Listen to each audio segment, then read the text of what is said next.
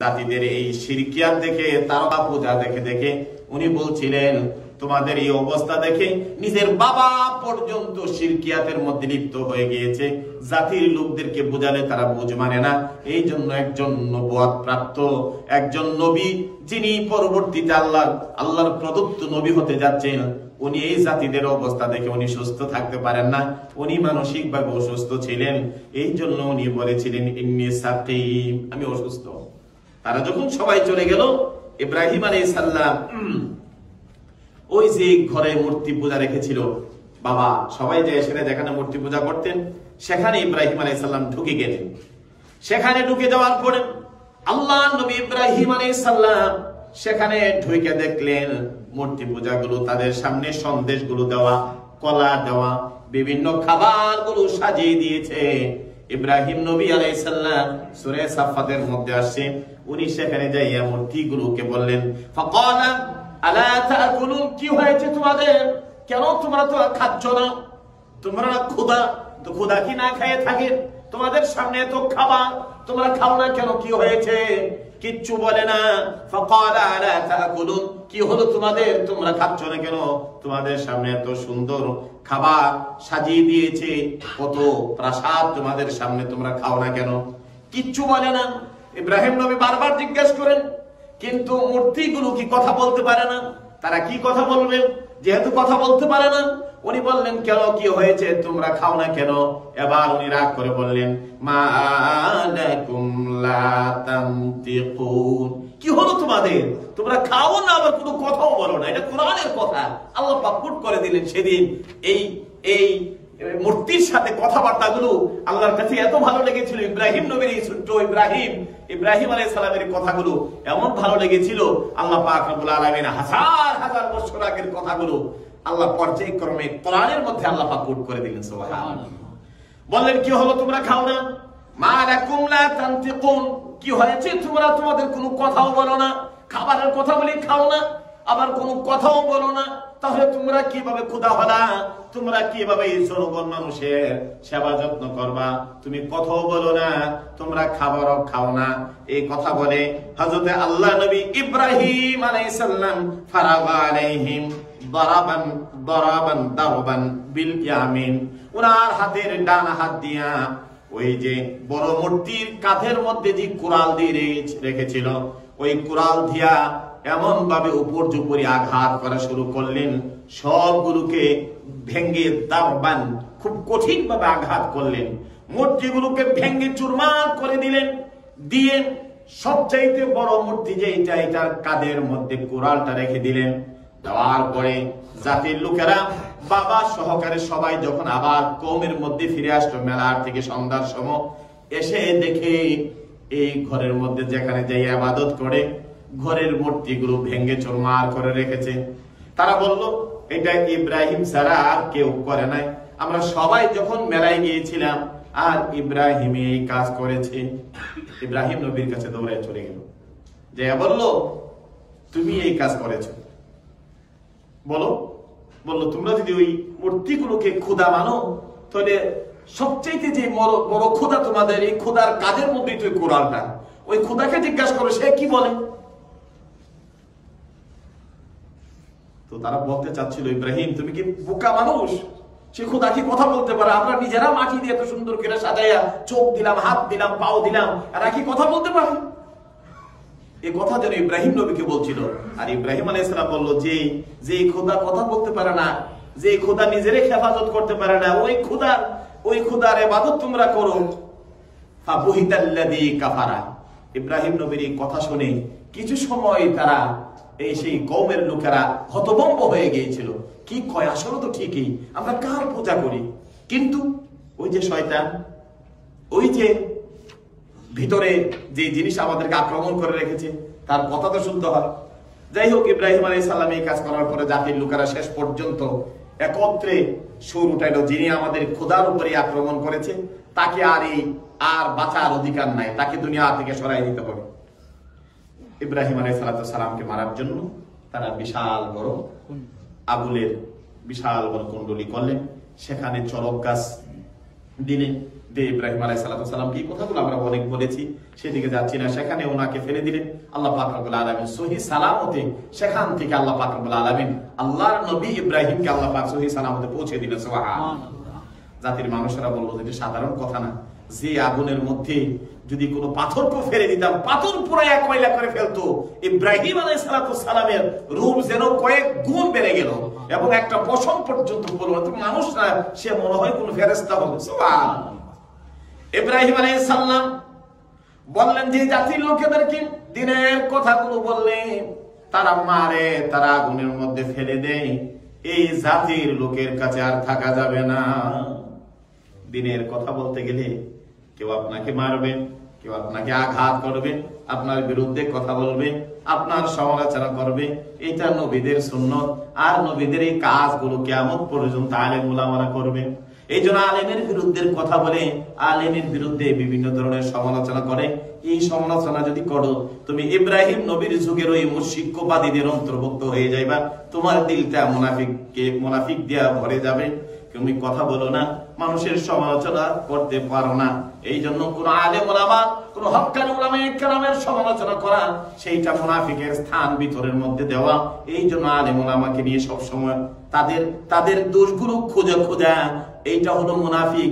আর ওই ইব্রাহিম নবীর শিরকিয়াতের যুগের যে মানুষগুলো ইব্রাহিম নবীর সাথে করেছিল, ওই চরিত্র যেন তোমার মধ্যে না আসে, এই দিনগুলো অত্যন্ত সাবধানতার সাথে আমাদের অবলম্বন করা দরকার। ইব্রাহিম আলাইহিস সালাম বললেন, আল্লাহ আমি বহু চেষ্টা করলাম এই জাতির মানুষগুলোকে তোমার দিনের পথে আনার জন্য, পারলাম না। ওগো রব্বুল আলামিন, এই জাতির লোকের কাছে আমি আর থাকতে চাই না। রব্বি হাবলি মিনা, ইব্রাহিম আলাইহিস সালাম বলেন, আল্লাহ আমি আর এই জাতির লোকদের কাছে থাকতে চাই না। ওয়া ক্বালা ইন্নী যাহিবুন ইলা রাব্বি, যে জাতির লোকেরা আমাকে আগুনে ফেলে মারতে চায়, আমি চাই তাদেরকে সেই শিরকিয়াত থেকে বাঁচাইয়া দিনের পথে আনার জন্য। আর তারা আমাকে মারার জন্য এত বড় আয়োজন, আল্লাহ এই জাতির লোকদের কাছে আমি আর চাই না। ও ক্বালা ইন্নী যাহিবুন ইলা রাব্বি, আমি আমার রবের উদ্দেশ্যে, আমি আমার আল্লাহকে যেখানে আমি আল্লাহর ইবাদত বندگی করতে পারি, আমি যেখানে গেলে মানুষ আমার কথাগুলো শুনবো, আল্লাহ আমি সেই দিকে রওনা হলাম। সুবহানাল্লাহ। উনি সেই ইব্রাহিম আলাইহিস সালাম তার জন্মভূমি থেকে, সেখান থেকে উনি রওনা হয়ে সিরিয়ার দিকে রওনা হয়ে গেলেন। সিরিয়ার দিকে রওনা করে বহুদূর চলে গেলেন। আর সেখানে যাইয়া একজন বিবাহের ঘটনা ঘটেছে, এটা আমরা শুনেছেন। ইব্রাহিম আলাইহিস সালাম হঠাৎ করে যখন সিরিয়ার দিকে যাচ্ছেন, সেখানে দেখেন এক মাঠের মধ্যে হাজার হাজার যুবক ছেলেরা বিভিন্ন ধরনের পোশাক পরে, এটা বুখারী মুসলিমের হাদিসটুকু আসছে, এটা কিচ্ছা না, এগুলো হাদিসের ঘটনা। দেখেন দাঁড়িয়ে আছে। ইব্রাহিম আলাইহিস সালাম বলেন, ব্যাপার কি, এখানে তো মানুষ দাঁড়িয়ে রইল কেন? বলো যে এখানের যে বাদশাহ আছেন, সেই বাদশাহ তার মেয়েকে বিবাহ দিবেন এবং মেয়ে যাকে পছন্দ করে সে তাকেই বিবাহ করবে। ইব্রাহিম আলাইহিস সালাম বললেন, তো আর আমিও তো বিবাহের উপযুক্ত, আর আমি যে দেশ ত্যাগ করে যাচ্ছি এটা কোন সময় হতে পারে, দেখি না একটু লাইনে দাঁড়াইয়া কিসমত ভাগ্য, অনেক সময় আছে না মানুষের ভাগ্যটা টেস্ট করে। ইব্রাহিম আলাইহিস সালাম যাইয়া এই শত শত মানুষের মধ্যে উনি এক পাশে গিয়া উনি ওই পাগড়ি জুব্বা পাঞ্জাবি লাগায় আস্তে করে দাঁড়াই গেলেন। তো লোকের পাশে যারা ছিল, যারা দামি দামি পোশাক পরে, রাজার ছেলেরা, মন্ত্রীর ছেলেরা, যারা দামি দামি পোশাক পরে দাঁড়িয়েছে, সবাই তো দেখেন না 100 জন যদি সবাই স্মার্ট ওয়ালা কোট শার্ট প্যান্ট থাকার, এর মধ্যে যদি একজন জুব্বাওয়ালা যা সবনি দাঁড়িয়ে একটা আরেকটা দেখে চোখ টিপ দিব, দেখো মৌলবি এসে চান্স নেওয়ার জন্য। ইব্রাহিম আলাইহিস সালাম এক কোনায় দাঁড়ায় রয়েছে। তো বিবি সারা উনি ঘোড়ার পিঠে চড়ে লাইন দিয়ে ঢুকে গেলেন। ঢুকতে ঢুকতে যারে দেখে কারোই পছন্দ করে না, কত ধরনের মানুষ, কত সুন্দর যুবক, কত রাজা মন্ত্রীর ছেলেরা দাঁড়িয়ে আছে। আজকে রাজার মেয়ের বিবাহ, সে যাকে পছন্দ করবে সে তাকে গ্রহণ করবে। ইব্রাহিম আলাইহিস সালাম এই কোনার মধ্যে দাঁড়িয়ে রয়েছেন। দাঁড়ায় দেখে ওই মহিলা ঘুরতে ঘুরতে ঘুরতে একেবারে লাস্ট কাতারের শেষের দিকে এসে ইব্রাহিম আলাইহিস সালামের দিকে কয়েকবার উনি তাকাইলেন। সুবহানাল্লাহ। তাফসীর ইবনে কাসিরের মধ্যে আছে, বিবি সারা তাকানোর সাথে সাথে সে যেন কেমন তন্ময় হয়ে গেল। সে ঘোড়া থেকে নেমে গেল, নেমে তার সাথে যারা আছে সবাইকে বলল, আমি যাকে আমার হৃদয় দিয়ে, আমি যাকে আমার হৃদয়ের ভালোবাসা দিয়ে আমি যাকে খুঁজছিলাম, এটি তো সেই যুবক, যে যুবককে আমি স্বপ্ন যুগে বহুবার দেখেছিলাম, যার চেহারায় নূরে নূরান্বিত ছিল, যার মাথার মধ্যে সবুজ পাগড়ি সুবাসিত ছিল, যার পোশাক ছিল। এই স্বপ্ন আর এই বাস্তব যুবকটা আমি পেয়ে গেলাম। সুবহানাল্লাহ। কি বোঝা গেল? অর্থাৎ বিবি সারা আগের থেকেই দেখতেছিলেন স্বপ্নে বারবার একজন যুবক যাকে বিবাহ করবেন, যাকে লালন পালন তার মনের মধ্যে করছিলেন। সেই সারা ইব্রাহিম নবীকে কয়েকবার স্বপ্ন দেখেছিলেন। আজকাল স্বপ্ন আর এই লাইনের এই জুব্বাওয়ালা লোকটা পাশে যখন বারবার তাকাচ্ছিলেন, বিবি সারা বলে, আমি যাকে বারবার স্বপ্ন দেখে আমার হৃদয়ের মধ্যে, আমি যাকে ভালোবাসা দিয়ে আমি যাকে লালন করেছিলাম, আজকে তিনি আমার ওই ভালোবাসার যুবক, আজকে আমার স্বপ্নের যুবক, আজকে তিনি লাইনের মধ্যে দাঁড়ানো, তাহলে কি আমি পেয়ে গেলাম? সুবহানাল্লাহ। সেই বিবি সারা ইব্রাহিম নবীকে ইশারা করলেন, ওনাকে রাজকীয় মর্যাদা দিয়ে রাজদরবারে ওনাকে নিয়ে গেল। যাওয়ার পরে বিবি সারা শরীয়ত মতে তদানীন্তনকালে ইব্রাহিম আলাইহিস সালাম বিবাহ করলেন। বিবাহ করার পরে সেখান থেকে উনি কোথায় উদ্দেশ্য, ওই যে বললেন, অকালা ইন্নী যাহিবুন ইলা রাব্বি, উনি তো বলেন আমি আমার আল্লাহর জন্য আমি আমার পথে বাহির হয়ে গেলাম, কিন্তু আমি তো এখানে শুধু স্টে করলাম, আমার জীবনের পরিবর্তনটা আমি দেখলাম। বিবাহ শাদী করে কিছুদিন উনি অবস্থান করলেন, করার পরে সেখান থেকে যখন রওনা হয়ে গেলেন, তাফসীরের মধ্যে এসে এটা মিশর হতে পারে অথবা অন্য কোনো একটা শহর হতে পারে, সেই বাদশা বিবি সারার সাথে যাতে খেদমত করতে পারে একজন দাসী দিয়ে দিলেন, একজন দাসী বাদী দিয়ে দিলেন। বিবি হাজেরাকে, ছোট্ট মেয়েকে দিয়ে দিলেন, যাও এই মেয়ের সাথে তুমি সবসময় থাকবা, আমার মেয়ের দেখাশোনা করবা। এই হিসাবে বিবি সারার সাথে একজন দাসী দিয়ে দিলেন। সুবহানাল্লাহ। এটা তো আগে আমরা দেখেছি, আগে যখন বিবাহ শাদী হতো তখন দাসী বান্দি দিয়ে দিত 10 দিন 15 দিন 20 দিন 1 মাস পর্যন্ত, যাতে মেয়ের দেখাশোনা করে। বিবি সারার সাথে বিবি হাজেরাকে দিয়ে দিলেন। যাওয়ার পরে দীর্ঘদিন তারা যাইয়া সিরিয়াতে বসবাস করলেন। দীর্ঘ জীবন চলে গেল, কোনো ছেলে মেয়ে হয় না, দীর্ঘদিন তারা একসাথে বসবাস করলেন। এইভাবে চলতে চলতে অনেক দিন যখন চলে গেল, তারপরে একদিন বিবি সারা বলল, স্বামী আমার, আপনি তো বুড়ো হয়ে যাচ্ছেন, আমিও বুড়ো হয়ে যাচ্ছি, আজকে আমাদের দীর্ঘ জীবন চলে গেল, আমাদের কোনো আওলাদ নাই, সবাই তো আওলাদের জন্য মনে চাই, যারও সন্তান নাই তারা বুঝে সন্তানের দরদ, তারা মনে মনে ভাবলো আমাদের তো কোনো আওলাদ নাই, আমি মনে হয় আমার মধ্যে বন্ধুত্ব মনে চলে আসছে, আমার মধ্যে মনে সন্তান আসবে না, আপনি তো বুড়ো হয়ে গেছেন, তবু যেহেতু আমাদের সাথে একজন দাসী আছে বিবি হাজেরা, আপনি যদি চান তাকে বিবাহ করতে পারেন, শরীয়তের মধ্যে তাকে বিবাহ করেন, দেখেন ট্রাই করে আল্লাহ নিয়ে আপনাদের মধ্যে কোনো ছেলে সন্তান দান করে। সুবহানাল্লাহ। আল্লাহ পাক আসলে এটা এই ঘটনার সাথে প্রায় সময় মনে আসে। আমাদের মাসুদ সাহেব নামে সিলেটের এমসি কলেজের একজন প্রফেসর ছিলেন, প্রায় সময় এখানে আসলে উনি থাকতেন, এখানে মাঝে মানে উনি ওই গবেষণার কাজে বার্লিনে আসতেন একটা ইউনিভার্সিটিতে। তো ওনার বিয়ে করেছেন, অনেক দিন চলে গেছে, বিবিকে অনেক ভালোবাসতেন। তো মাঝে মাঝে এখানে আমার সাথে শুয়ে বলতেন, হুজুর আপনি দোয়া করেন না, রূপালী যেন এই বছর গেলে গিয়ে বলে যে তুমি আরেকটা বিবাহ করো, যাতে তোমার একটা ছেলে মেয়ে হয়, যাতে ছেলে মেয়ে তোমার হয়, কারণ ওরে তো আমি খুব অন্তর থেকে ভালোবাসি, আর ওর অবাধ্য হয়ে আমি বিবাহ করতে পারি না, আর এই দোয়াটা করেন সে যেন বলে যে তুমি বিবাহ করো। তো যাই হোক, বেচারা ভদ্রলোক চলে গেলেন। গত কয়েকদিন আগে আকুল ভাই দেশে গেল, ওনার বাসাতে যাওয়ার পর আমাকে ফোন দিল। তো দেওয়ার পরে বললো, হেলাল ভাই শেষ পর্যন্ত এই রূপালী নাকি যে বললো যে উনি আমাকে বলছে বিবাহ করেছি, আমার দেখেন আমার 3টা ছেলে আল্লাহ পাক দান করেছে। সুবহানাল্লাহ। 2জন ছেলে আর 1জন মেয়ে, প্রায় ধরেন 50 বছরের পরে। তো একজনের নাম রেখেছে ইব্রাহিম, একজনের নাম রেখেছে ইসমাইল। সুবহানাল্লাহ। আর মেয়েটার নাম যে কি রাখলো, এরকম ইব্রাহিম সালামের তাদের নামের সাথে মিল রেখে, খুব শিক্ষিত মানুষ। তো আমি বললাম, আল্লাহ হাযা ফারদু রাব্বি, এটা রবের পক্ষ থেকে আল্লাহ পাকের দয়া করুণা। সুবহানাল্লাহ।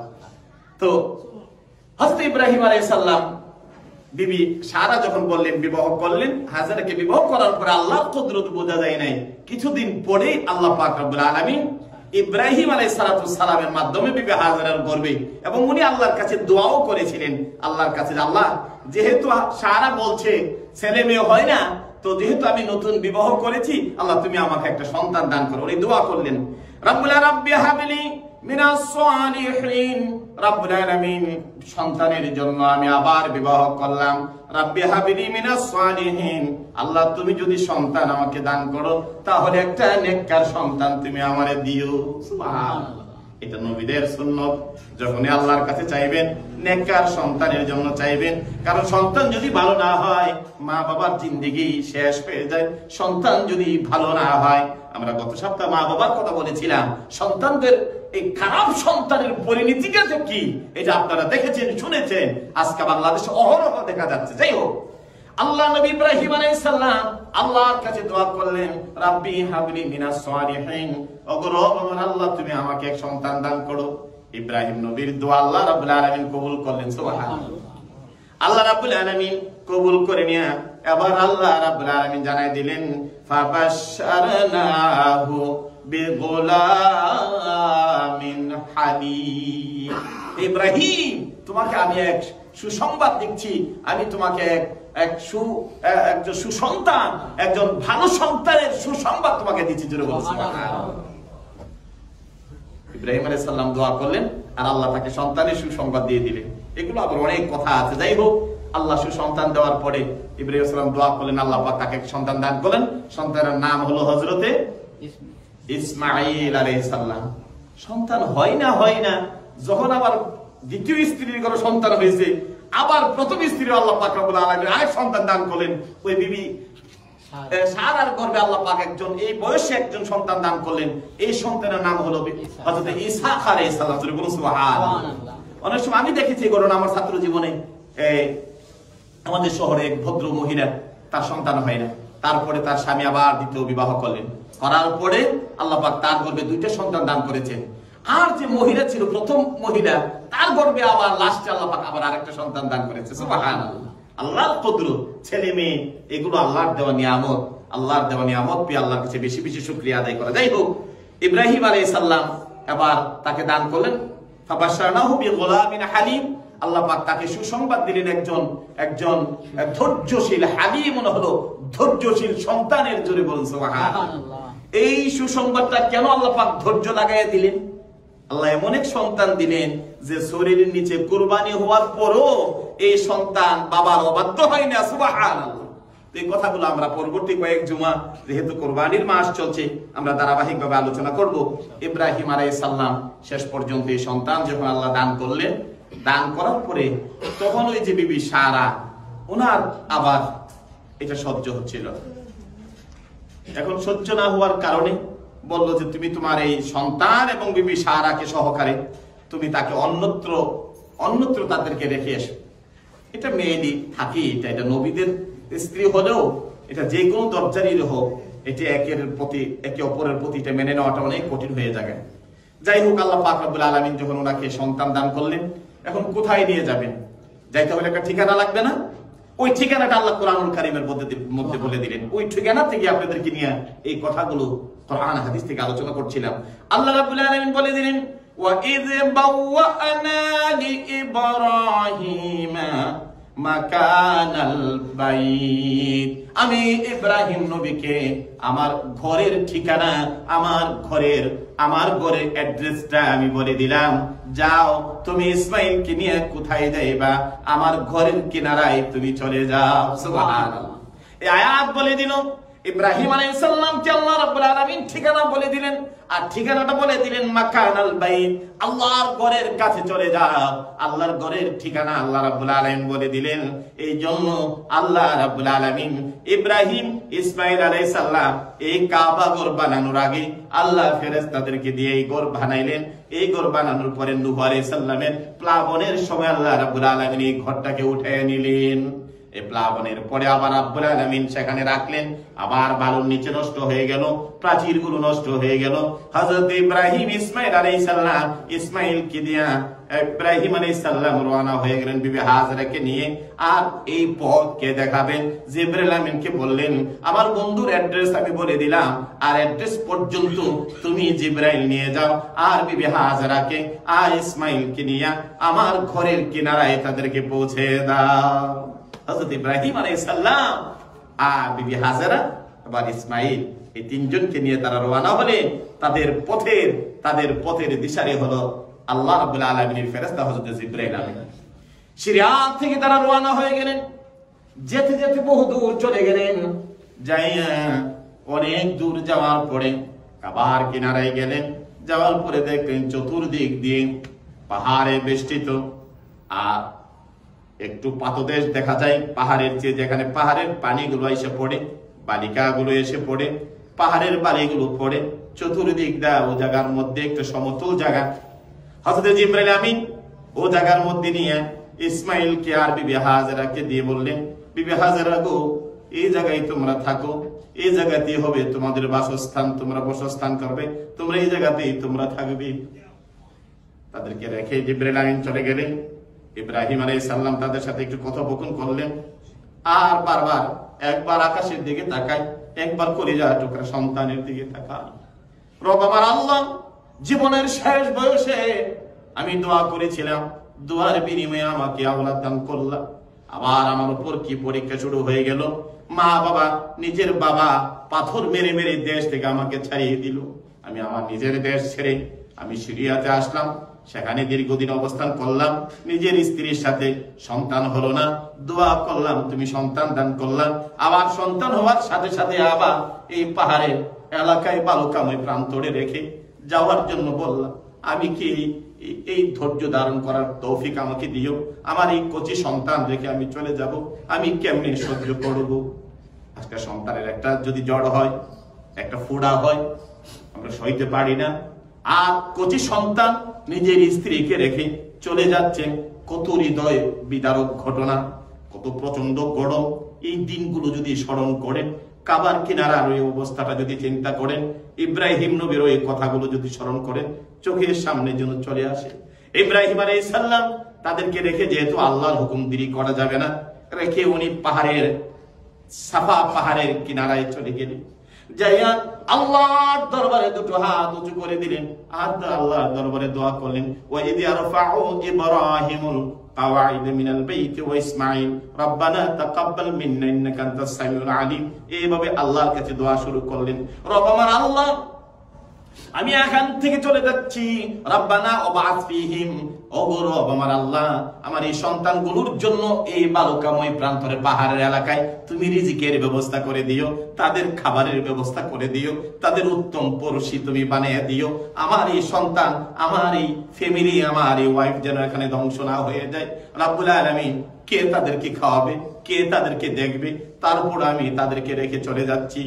যখন চলে যাচ্ছে, বিবি হাজরা টান মেরে বুকে নিয়ে নিলেন, আর বললেন, স্বামী গো, আমি কি কোনো অপরাধ করেছি যে অপরাধের জন্য আমাকে এই নির্বাসন দিলেন? আমি কি কোনো কষ্ট দিছি আপনার মনের মধ্যে?